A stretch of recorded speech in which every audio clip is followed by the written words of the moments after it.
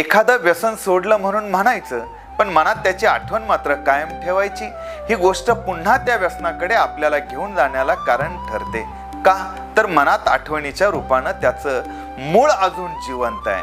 अत्यंत सुंदर दृष्टांत देऊन हा मानवी स्वभाव, त्या संबंधीच्या वासना आणि कर्म याचा संबंध स्पष्ट करताना आपल्याला ज्ञानेश्वरी फार सुंदर सांगते. जैसी वरी वरी पालवी खुडीजे आणि मुळी उदक घालीजे, तरी कैसेनी नाशू निपजे तया वृक्षा.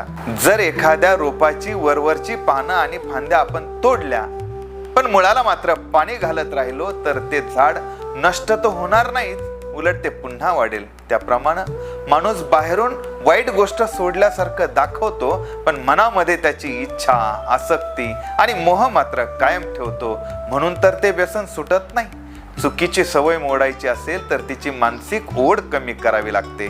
जीवनात मूळ कारणांवर काम केलं तरच कायमस्वरूपी बदल घडतो. हे पहा, फांद्या तोडून उपयोग नाही, मूळ बदललं पाहिजे. मित्रांनो, आपल्याला बाह्य दिखाव्यापेक्षा अंतर्मन शुद्ध करण्यावर भर देणं फार गरजेचं आहे. म्हणून तर तुकोबराय म्हणाले होते की आशा हे समूळ खानोनी काढावी, तरीच गोसावी व्हावे तेने.